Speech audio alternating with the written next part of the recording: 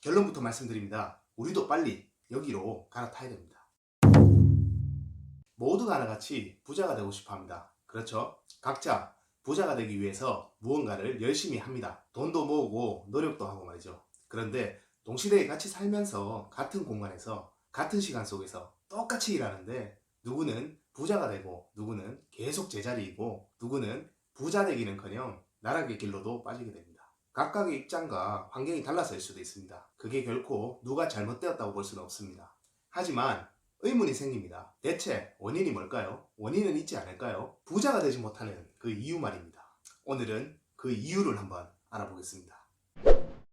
혹시 부의 초월차선 책 읽어보셨나요? 이 책에서는 우리가 부자가 되지 못한 이유가 있다고 말합니다. 그리고 저자는 이렇게 표현합니다. 부자가 되는 길에는 걸어다니는 인도와 천천히 가는 서행차선, 빠르게 가는 추월차선이 있다고 말이죠. 각각의 길에는 의미가 담겨져 있습니다. 인도는 가난을 뜻하는 길, 서행차선은 평범한 삶을 뜻하는 길, 추월차선은 부자의 삶을 뜻하는 길. 좀 더 자세히 얘기를 해보겠습니다. 첫 번째입니다. 인도. 인도의 길에는 대부분이 현재의 감정에 충실합니다. 돈을 마음껏 씁니다. 당장 하고 싶은 건 다 합니다. 실컷 누리는 길입니다. 전형적인 소비자의 역할을 하는 사람들이죠. 두 번째입니다. 서행차선. 인도와 같은 수준이지만 내일에 대한 희망을 갖습니다. 오늘을 참고 희생합니다. 돈은 아끼고 저축하는 거야. 대출받는 건 위험해. 지금 내 직업이 가장 안전하고 믿을 곳이야. 회사 밖은 지옥이니까. 복리의 힘을 믿고 일 저축을 반복합니다. 무난하게 65세 정년 은퇴를 소망합니다. 이 노후의 안락한 삶에다가 내 인생의 목적을 두게 됩니다. 늙어서 편히 살자라는 말이죠. 세 번째입니다. 추월차선. 임대소득, 사업소득, 자산소득을 만드는 길입니다. 각각의 소득을 만들기 위해서 시스템을 설계합니다. 그리고 빚을 레버리지로 적극 활용합니다. 빚을 안 지면 내가 손해야. 빚을 지는 거지 갚는 게 아니야 라고 생각할 정도입니다. 은행 돈으로 내가 돈을 번다 라는 개념이죠. 여기서 말하는 은행 돈은 대부분 서행차선에서 저축한 사람들의 돈을 보고 말하는 겁니다. 그렇게 돈을 빌려가서 시스템을 만든다는 겁니다. 시간은 돈보다 중요하다고 생각하고 빌린 돈으로 인도와 서행차선에 있는 사람들의 시간을 삽니다. 참 아이러니하죠. 누가 내 돈으로 시스템을 만들었고 나는 그 시스템에서 노동을 하게 되니까요. 결국 돈은 시스템이 다 벌어갑니다. 나는 쥐꼬리만한 월급을 받으면서 그리고 또 그 돈을 저축합니다. 추월차선으로 가는 사람들은 내 돈과 내 몸과 내 시간으로 시스템을 돌립니다. 그래서 돈의 구애를 받지 않고 자신의 몸도 묶이지 않습니다. 시간의 구애조차 받지 않게 됩니다. 보통은 이럴 때 경제적 자유를 얻었다라고 말합니다. 결론은 내가 북치고 장구치고 다 해주는 꼴이 되는 겁니다. 생각해보니까 기분이 좀 더러운데 저만 그런가요? 유명한 이탈리아 경제학자가 이렇게 말했습니다. 소비는 다수가 하고 생산은 소수가 한다. 8대2 법칙, 파레토 법칙이라고도 하죠. 파레토 법칙으로 비유하자면 상위 20%의 사람들을 위해 하위 80%의 사람들이 자신의 돈과 시간을 쓰게 된다는 말입니다.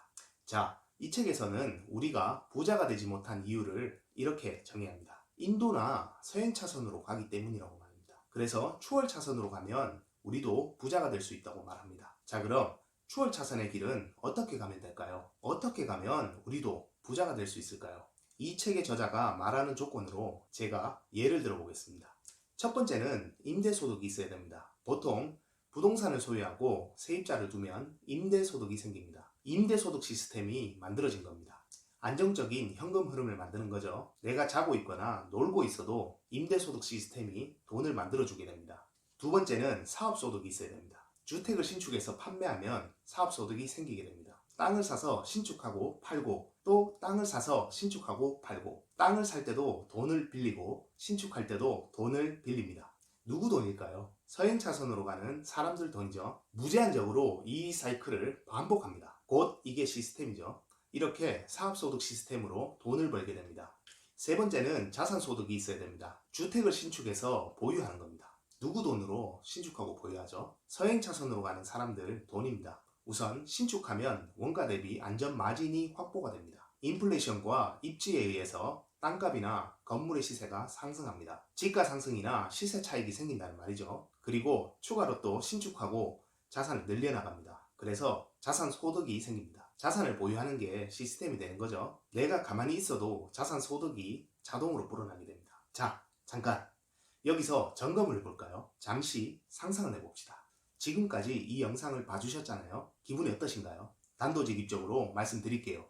기분이 좋아지는 게 정상입니다.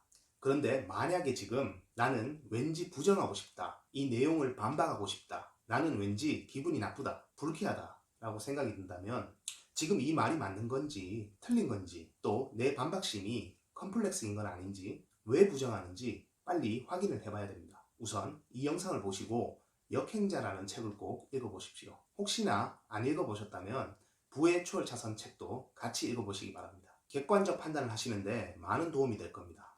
어쩌면 이 영상보다 부자 되는 방법보다 더 중요한 문제일 수 있습니다. 꼭 먼저 해결해야 됩니다. 자, 이제 내용을 정리해 보겠습니다. 이 책의 저자는 추월차선으로 가야지 부자가 될 수 있다 라고 주장합니다. 그리고 부동산, 상가주택 신축은 추월차선으로 가는 길입니다. 세상에는 수많은 종류의 부자가 되는 길이 있습니다. 각자 어떠한 길에서 부자가 될 겁니다. 아마 남의 돈으로 자산을 만들고 시스템을 만드는 일이겠죠. 자, 마무리를 해보겠습니다. 우리도 어떤 종류로든 부의 추월차선으로 갈아타야 되지 않을까요? 저는 상가주택 신축 사업으로 선택을 했습니다.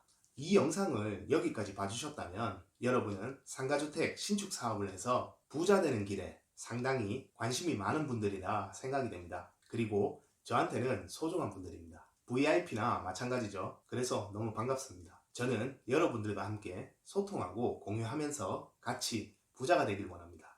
이 채널이 존재하는 이유입니다. 자, 오늘은 추월차선으로 갈아타야 되는 이유를 말씀드렸습니다. 공감이 되셨는지 모르겠네요. 혹시나 궁금한 게 있으시면 아래 댓글로 남겨주십시오. 질타를 내주셔도 괜찮습니다. 최선을 다해서 답변을 남겨드리도록 하겠습니다. 오늘은 여기까지입니다. 자, 그럼 저는 다음 영상에서 또 뵙겠습니다. 여러분의 시간은 곧 돈입니다. 소중한 시간을 광해꾼TV에 써주셔서 감사합니다.